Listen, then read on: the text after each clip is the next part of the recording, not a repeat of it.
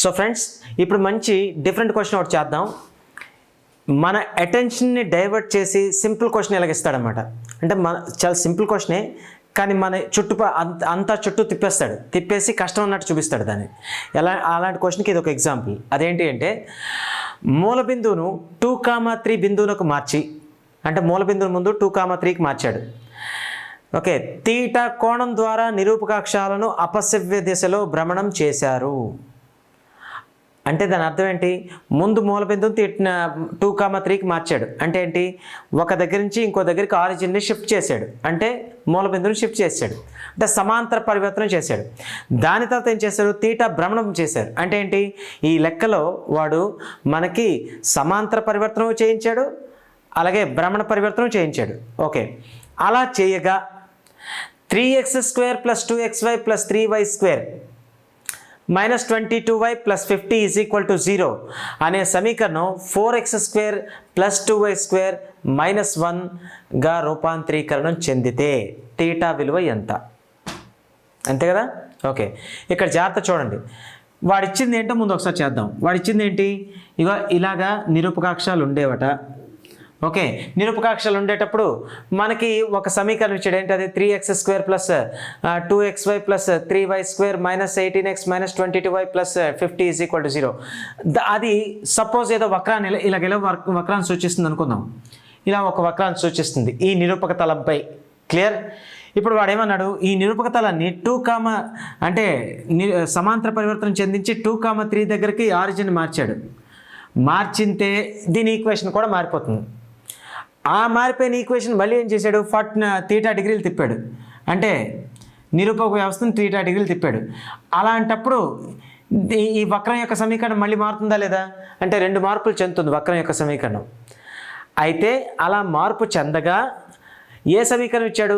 3x² + 2xy + 3y² -18x - 22y + 50 = 0 అన్నాడు కదా. Okay, దాని యొక్క మార్పు చెందిన ఈక్వేషన్ 4x² + 2y² - 1 = 0 అన్నాడు. ఇక్కడ కాసేపు ఒకటి ఆలోచించండి. ఇక్కడ నుంచి ఇక్కడ మార్చేశాడు. ఈ మార్చక ముందున్న నిరూపకాల విషయం వదిలేయండి ఇంకా. ఓకే, మార్చక ముందున్న నిరూపకాలు 0, 0 కావచ్చు, ఏదైనా కావచ్చు. మూల బిందువు ఇప్పుడు కొత్త నిరూపకాక్షాలు ఇవే కదా. ఆ కొత్త నిరూపకాక్షాల మూల బిందువు ఏంటైంది? 2, 3 కదా. 2, 3. ఓకే, ఇప్పుడు ఆ కొత్త నిరూపకాక్షాలు మళ్ళీ ఏం చేశాడు? భ్రమణం చెందించాడు. లెక్క ఎక్కడి నుంచే మొదలైంది అనుకోండి. ఎక్కడి నుంచే మొదలైనప్పుడు మనకి వాడు ఇచ్చిన సమీకరణం ఏంటి? 3x², okay, plus 2xy + 3y²,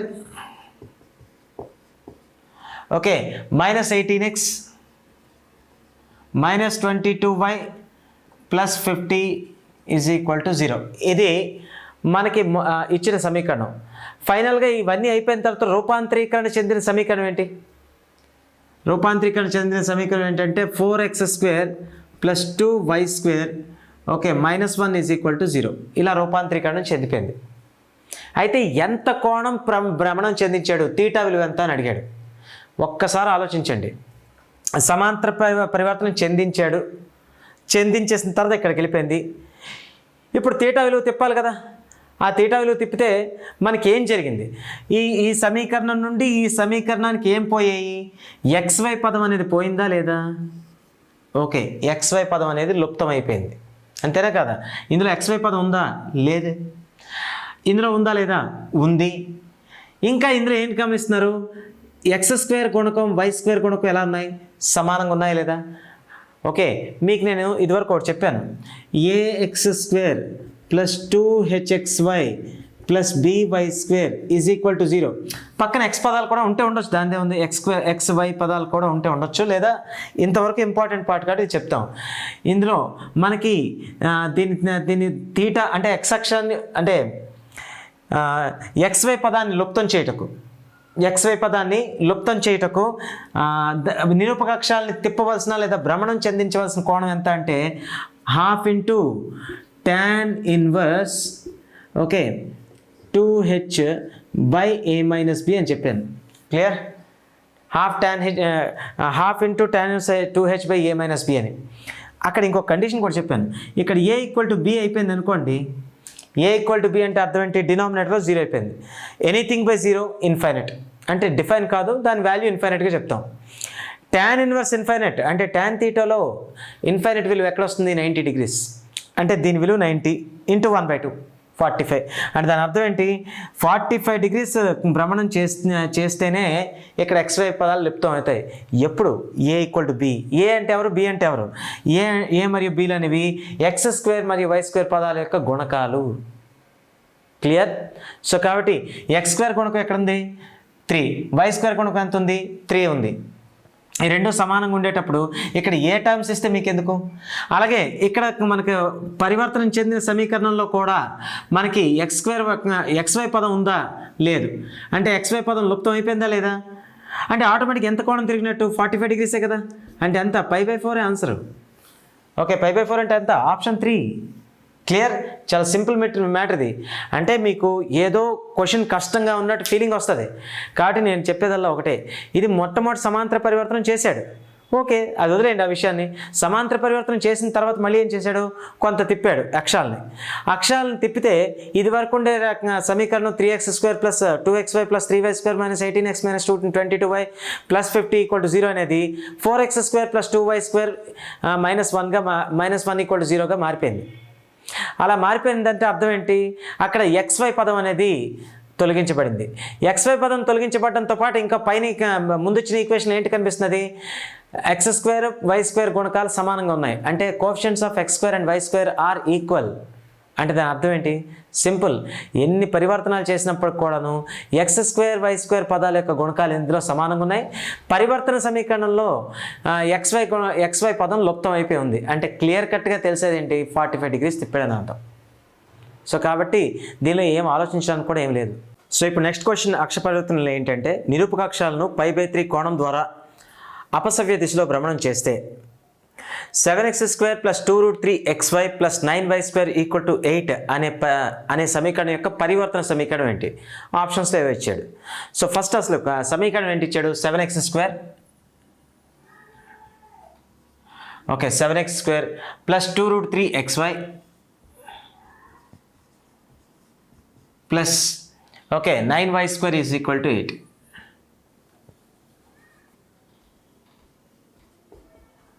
ఇది ఇచ్చిన సమీకరణం. ఓకే, దీన్ని ఏమన్నాడంటే వాడు అక్షాలని π/3 కోణం తిప్పాడు, అంటే భ్రమణం చెందించాడు. So angle of rotation of axis, coordinate axis is π/3. Okay, ఇప్పుడు కొత్త నిరూపకాలు కావాలి కదా మనకి, కొత్త నిరూపకాలు బట్టే కదా మనం సమీకరణం కనుక్కుంటాం. సో కాబట్టి కొత్త నిరూపకాలు ఏంటో చూద్దాం. కొత్త నిరూపకాలు కావాలి అంటే ఇప్పుడు చూడండి, మనకి కొత్త నిరూపకాలు x1 y1 అనుకుని, పాత నిరూపకాలు x y అనుకుంటే మనకి ఇలా టేబులర్ ఫామ్ యూజ్ చేసి చేయొచ్చని నేను అప్పుడు చెప్పాను కదా. ఏంటది, ఓకే ఇక్కడేంటి కాస్ తీటా, ఇక్కడేంటి -sin తీటా, ఇక్కడ sin తీటా, ఇక్కడ కాస్ తీటా, ఇక్కడ తీటా విలువ ఎంత π/3. π/3 అంటే అర్థం ఏంటి, 60 డిగ్రీసే కదా. ఓకే 60 డిగ్రీస్ అంటే 60 డిగ్రీస్ అంటే అర్థం ఏంటి, ఇక్కడ cos 60 అంటే ఎంత 1/2. ఓకే ఇది 1/2. sin 60 √3/2 అయితే ఇక్కడ -sin 60 కాబట్టి -√3/2. అలాగే ఇక్కడ sin 60 కాబట్టి √3/2, ఇక్కడ cos 60 కాబట్టి 1/2. అంటే మనకిప్పుడు కాస్ సైన్ తీటాల తలకు విలువలు మనకిచ్చిన తీటా ప్రకారం వేసేసుకున్నాం. ఇప్పుడు దీని తర్వాత ఏం చేయాలి, నేను కొత్త నిరూపకాలు కావాలి.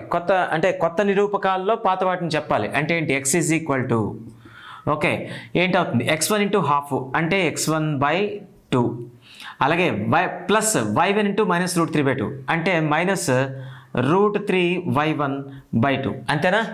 అంటే x = x1 × cos θ plus plus y1 × sin θ. ఇక్కడ మైనస్ ఉంది కాబట్టి -y1 sin θ అవుతుంది. సో కాబట్టి ఇది అయితే రెండిట్లో కామన్ డినామినేటర్ ఎంత, 2 కదా. కామన్ డినామినేటర్ అంటే సామాన్యంగా ఉన్న హారం, రెండిట్లో కామన్గా ఉండే హారం 2 కాబట్టి x1 -√3y1 ఇది x యొక్క విలువ. మరి కొత్త y కోఆర్డినేట్ ఏంటి అవ్వాలి అంటే, కొత్త y నిరూపకం ఏంటి అవ్వాలి మనకి, y = x1 × √3/2 ప్లస్ y1 × 1/2 అంటే ఎంత, x1 ఇంటూ √3/2 అంటే √3x1/2 okay plus y1 into 1/2 అంటే y1/2. మనకి కామన్ డినామినేటర్ కాబట్టి 2ని ఒకటే రాసేయచ్చు కదా. సో కాబట్టి ఎంత అవుతుంది మనకి ఇక్కడ √3x1 ప్లస్ y1/2. అంటే కొత్త xy నిరూపకాలు మనకి ఏంటంటే వచ్చాయి x1 మైనస్ √3y1/2 అలాగే √3x1 ప్లస్ y1/2. ఇప్పుడు మనకి ఇచ్చిన సమీకరణంలో ఈ కొత్త నిరూపకాలని ప్రతిక్షేపించి సింప్లిఫై చేసినట్లయితే మనకి కొత్త అంటే పరివర్తన చెందిన సమీకరణం వస్తుంది. సో కాబట్టి ఇది ఒక్కటే మనకు కొంచెం లెంగ్దీ.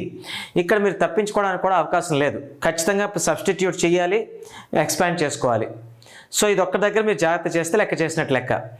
ఓకే సో కాబట్టి ఇక్కడ చూడండి ఏంటవుతుంది 7 ఇంటూ x² కదా, x అంటే ఎంత x1 minus √3y1 okay x1 minus √3y1/2 whole square అంతేనా.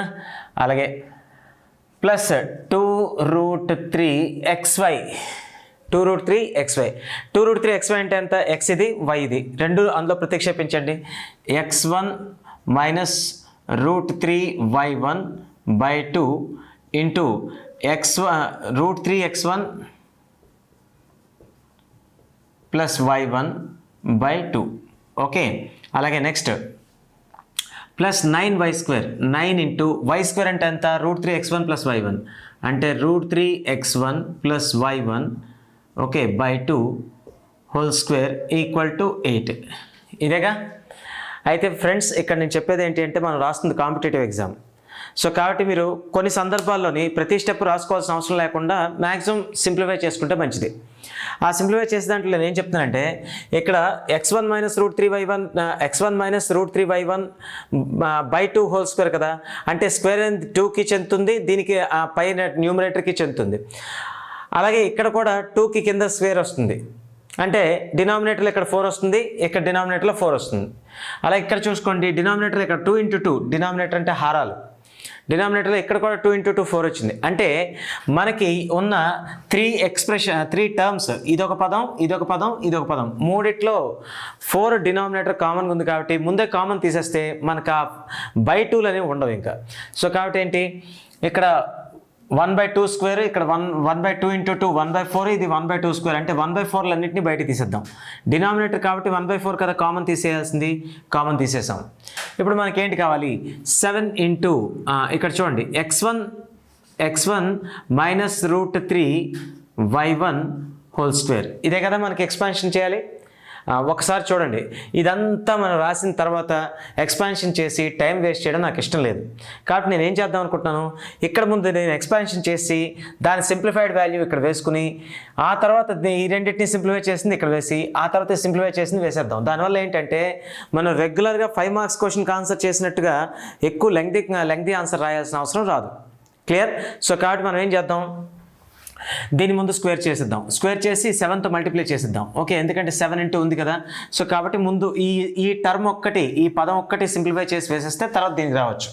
ఓకే ఇది సింప్లిఫై చేస్తే ఏమవుతుంది 7 ఇంటూ ఇదేంటి a minus b whole square ఫార్మాట్లో ఉంది కదా, అంటే x1 minus √3y1 whole square అంటే దీని ఎక్స్పాన్షన్ ఎలా వస్తుంది a² plus b² minus 2ab కదా. సో కాబట్టి a² అంటే ఏంటి x1² ప్లస్ b² అంటే √3y1 హోల్ స్క్వేరు, √3కి స్క్వేర్ చేస్తే 3y1² okay minus 2ab 2 into x1 into √3y1 అంటే ఎంత 2√3x1y1. ఇది యాక్చువల్ లోపల ఎక్స్పాన్షన్. మరి 7తో మల్టిప్లై చేస్తే ఎంత అవుతుంది ఓకే 7తో మల్టిప్లై చేయండి ఎంత అవుతుంది 7x1². ఓకే లేదా ఇక్కడ డైరెక్ట్ వేసేద్దామా చూడండి ఇక్కడ చూడండి 7తో multiply 7x1². Okay next 7 into 3 21y1² minus 7 into 2√3 అంటే ఎంత మైనస్ 14√3x1y1. సో ఇక్కడికి ఇది మనం సింప్లిఫై చేస్తాం. ఓకే సో కాబట్టి దీని గురించి ఆలోచించాల్సిన పని లేదు. సో ఇప్పటివరకు మనం ఏం చేసాం దీని ఎక్స్పాన్షన్ చేసేసాం చూసాం. ఇప్పుడు నెక్స్ట్ టర్మ్ ఏంటి నెక్స్ట్ పదం ఇది, దీన్ని ఎక్స్పాన్షన్ చేద్దాం. ఇక్కడ 1/2 ఆల్రెడీ బయట తీసాం కాబట్టి 1/4 బయటకు వచ్చింది. ఇంకా మిగిలింది ఏంటి మనకి 2√3 into x1 minus √3y1 into √3 x1 plus y1 ఇదే కదా. దీన్ని సింప్లిఫై చేసి వచ్చిన వాల్యూ ఇక్కడ వేసేద్దాం. ఇప్పుడు చూడండి 2√3 ఇంటూ ఈ రెండింటిని మల్టిప్లై చేస్తే x1 ఇంటూ √3x1 ఎంత √3x1². √3x1². అలాగే next x1 into y1 plus x1 y1. Okay, ఇక్కడ minus into plus minus √3 into √3 3 y1 into x1 అంటే x1 y1. ఓకే, నెక్స్ట్ ఇక్కడ మనకి √3 minus into plus minus √3y1 into y1 అంటే √3y1². Okay, జాగ్రత్త చూడండి, ఇక్కడ రెండు సజాతి పదాలు ఉన్నాయి లేదా రెండు లైక్ టర్మ్స్ ఉన్నాయి, x1y1 -3x1y1. ఈ రెండింటిని కొట్టేసి మనం అంటే -√3x1 x1y1ని సింప్లిఫై చేస్తే -2x1y1 వస్తుందా లేదా. సో కాబట్టి -2x1y1. క్లియర్. ఈ మైనస్ ఇలాగే ఉంది అంటే ఎక్కువ స్టెప్పులు రాయడం ఇష్టం లేక అక్కడ సింప్లిఫై చేస్తున్నాను. సరే, ఇప్పుడు ఇదేమైపోయింది, ఇప్పుడు దీంతో మల్టిప్లై చేసి వచ్చిందాన్ని అక్కడ వేసేయచ్చు కదా. ఇక్కడ ప్లస్ గుర్తే ఉంది కాబట్టి నో ఇష్యూ, వేసేయండి. ఎంత అవుతుంది 2√3 ఇంటూ √3x1² అంటే 2 ఇంటూ √3 ఇంటూ చేస్తే 3 ఇంటూ 2 6x1². అలాగే నెక్స్ట్ 2√3 ఇంటూ -2x1y1 మైనస్ వస్తుంది. Okay, 2 into 2 4. ఓకే, ఇంటూ √3 అంటే ఎంత 4√3. Okay, x1y1. Okay, next 2√3 plus into minus ఇక్కడ కాబట్టి మైనస్. ఓకే, సో మైనస్ వేసుకున్నాం. దీని తర్వాత 2√3 ఇంటూ √3y1². 2 ఇంటూ √3 ఇంటూ √3 అంటే 3 ఇంటూ 2 అంటే 6y1². క్లియర్. సో కాబట్టి మనకి ఇది కూడా సింప్లిఫై అయిపోయింది. మరి నెక్స్ట్ ఏంటి కావాలి, ఇది సింప్లిఫై చేసుకోవాలి. అది సింప్లిఫై చేసుకోవాలంటే అక్కడ కూడా బై 2 మనం తీసేసాం కదా.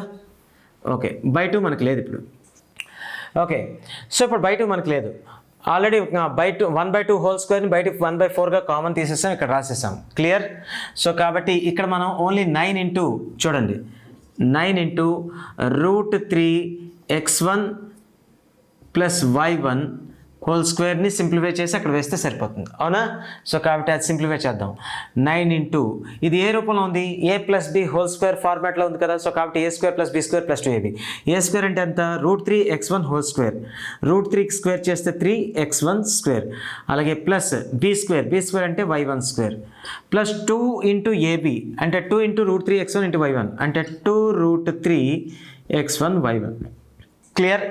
ఓకే, ఇప్పుడు ఏంటి అంటే మనం ఈ 9తో మల్టిప్లై చేసి వచ్చిన దాన్ని అంతా ఇక్కడ వేసేయాలి. కాబట్టి ఒకసారి చూద్దాం. ఓకే, సో 9తో మల్టిప్లై చేయగా వచ్చింది ఏంటి 9 ఇంటూ 3x1² అంటే ఎంత 9 ఇంటూ 3 27 ప్లస్ ఏ ఉంది కాబట్టి no issue. 9 into 3 27 into x1² అంటే 27x1².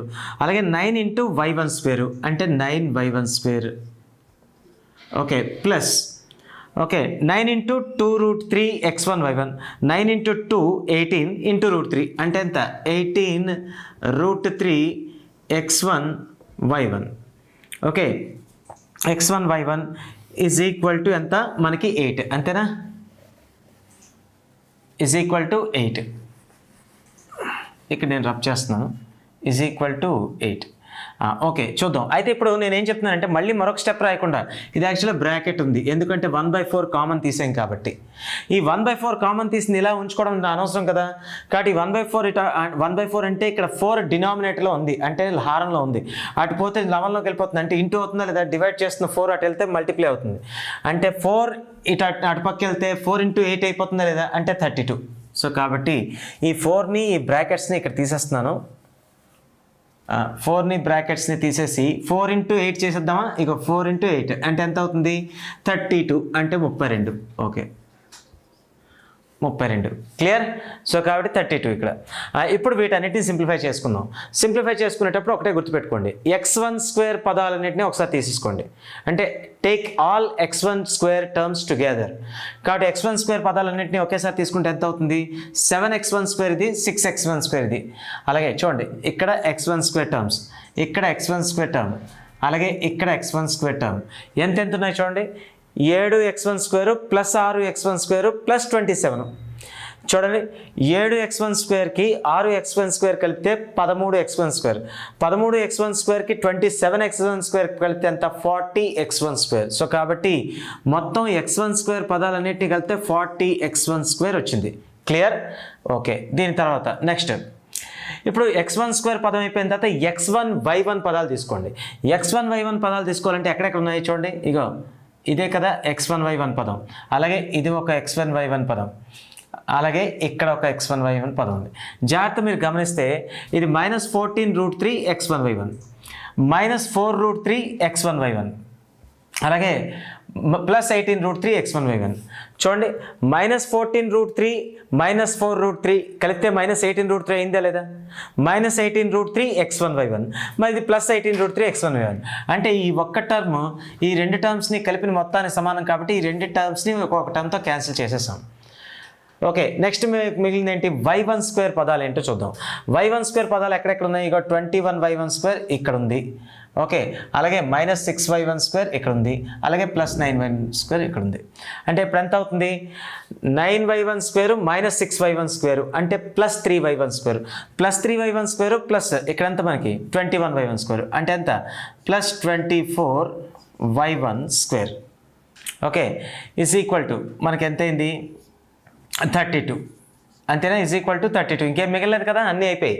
సో ఇప్పుడు మీకు ఈ ఎల్హెచ్ఎస్లోని మనకి ఇక్కడ 8ని కామన్గా తీసుకోవచ్చు కదా, 8ని కామన్గా తీసుకోండి. 8ని కామన్గా తీసుకుంటే 8 ఎన్నిసార్లు పోతుంది?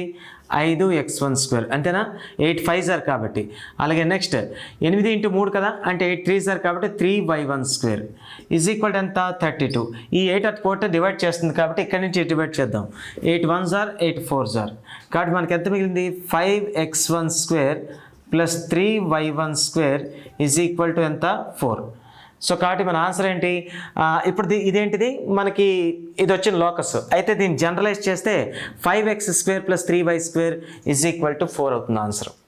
ఓకే. సో కాబట్టి 5x² + 3y² ఈక్వల్ టు 4 అనేది మనకి ఇచ్చిన ఆప్షన్లో ఎక్కడైనా ఉందా? 5x² + 3y² ఈక్వల్ టు 4 అనేది మనకి ఎన్నో ఆప్షన్? Third option. సో కాబట్టి మన ఆన్సర్ ఏంటి? Option number 3. క్లియర్? సో కాబట్టి ఫ్రెండ్స్ నేను మీకు చెప్పేదల్లా ఒకటే, ప్రతిసారి మీకు స్కూల్ అసిస్టెంట్ ప్రిపేర్ అయ్యే వాళ్ళకి కుదరని పని ఒకటి ఏంటి అంటే షార్ట్ కట్స్ ఆన్సర్ చేయడానికి ఉంటాయి, ఉండవని చెప్పట్లే, కానీ ఒక కాన్సెప్ట్ బేస్డ్ షార్ట్ కట్స్ అవుతాయి. అలాగే కొన్ని సందర్భాల్లోని లెక్క అనేది పూర్తిగా చేయవలసిన అవసరం ఉంటుందే తప్ప మీకు చిన్న చిన్న రూపాలు అవ్వదు. ఎలాగా అంటే ఇప్పుడు దీన్ని సింప్లిఫై చేయాలి, దీన్ని సింప్లిఫై చేయడానికి మీకు ఇంకేం మార్గం లేదు. ఇప్పుడు ఆప్షన్స్ ద్వారా ఏదైనా అప్రోచ్ అవుదాం అనుకున్నారు అనుకోండి, ఏంటి అప్రోచ్ అవుతారు ఆప్షన్స్ ద్వారా? ఒకటోది దీనిలోని ఏంటి? దీనిలోని కొత్త నిరూపకాలని ప్రతిక్షేపించాం, లేదా అంటే ఆప్షన్స్లో మీరు ఏం చేసుకోవాలి? పాత నిరూపకాల రూపంలో అంటే x sin θ + y cos θ, x cos θ + y sin θ, x' is equal to, అలాగే x1 equal to x sin θ + x cos θ + y sin θ, అలాగే -x sin θ + y cos θ అనేది వాటిని ప్రతిక్షేపం చేసుకోవాలి. 4 ఆప్షన్లో ప్రతిక్షేపించే కంటే ఒక క్వశ్చన్లో ప్రతిక్షేపించడం బెస్ట్ కదా. సో కాబట్టి కొన్ని సందర్భాల్లో మీకు ఆన్సర్ చేయడం అనేది డైరెక్ట్గానే కరెక్ట్. సో చూసుకోండి, సింప్లిఫికేషన్ అనేది మీరు కొంచెం నేర్చుకోవాల్సిందే, దాని వేరే మార్గం లేదు. సో కాబట్టి ఇక్కడ ఏంటి? Option number 3 answer. Next question ఏంటో చూద్దాం.